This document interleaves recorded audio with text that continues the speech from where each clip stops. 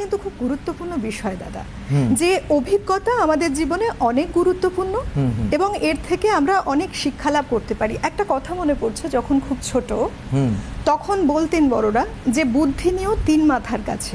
তিন মাথা কারা? যাদের অনেক বয়স হয়ে গেছে, তারা ঝুঁকে গেছেন। যদি বসা যায়, একজন বয়স্ক বৃদ্ধ মানুষ যখন বসেন, দুটো হাঁটু এবং মাথার যে বুঝতে পেরেছি। কিন্তু একটা বিষয় আমি আপনাকে বলে রাখি, যে সেটা বলতেন অবশ্যই, সেটা সম্পূর্ণ ঠিক নয়। তার কারণ মানুষ কিন্তু যখন বুদ্ধি নেয়, সেই বুদ্ধিটা ঠিক সঠিক মানুষের কাছ থেকে নিতে হবে। কিরকম নিতে হবে? যে একজন মানে যদি আমার শরীরের কোনো সমস্যা হয়, তখন দেখবেন আপনার বাড়ির কাজের লোকও বলবে, দিদি এটা বেটে খান, ওটা করে খান, এই করে সেরে যাবে। এবং আপনার বাড়ির যে মালি আছে, সেও আপনাকে কিন্তু বলবে যে দাদাবাবু এটা খান।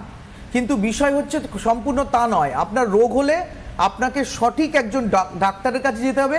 অবশ্যই ডাক্তারের ডিগ্রিটা দেখে নিতে হবে, যেন ব্যাকেটে না লেখা থাকে অল্টারনেটিভ মেডিসিন। কারণ আমি একবার MBBS FRCS এসব দেখে তারপরে ব্যাকেটে অল্টারনেটিভ মেডিসিন না দেখে আমি আমার জীবনের একটা বড় ভুল করতে যাচ্ছিলাম। তেমনি জ্যোতিষ জগতেও অনেক ব্যাপার।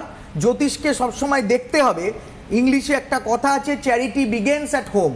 জ্যোতিষী যদি অর্থের দিক থেকে শুধু না, তিনি পারিবারিক থেকে, মানসিক দিক থেকে এবং সমাজের দিক থেকে সেই মানুষটা যদি ভালো হয়, সেই আপনার উপকারে রাখবে। রাতের বেলা যে ডাক্তার আপনার প্রতিবেশী, আপনি মারাত্মক অসুস্থতায় ভুগছেন, সে বিশাল বড় ডিগ্রিধারী ডক্টর, কিন্তু আপনার কথায় সে দরজা খুললো না, সেই ডক্টরের ডিগ্রি আমি মানি না।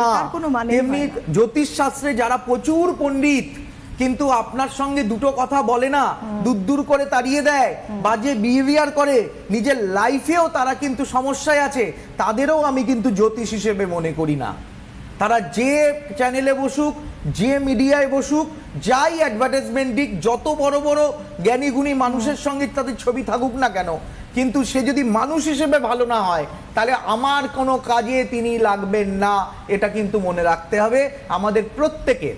একদম। একটা ফোন আছে, হ্যাঁ, কে রয়েছেন? হ্যালো।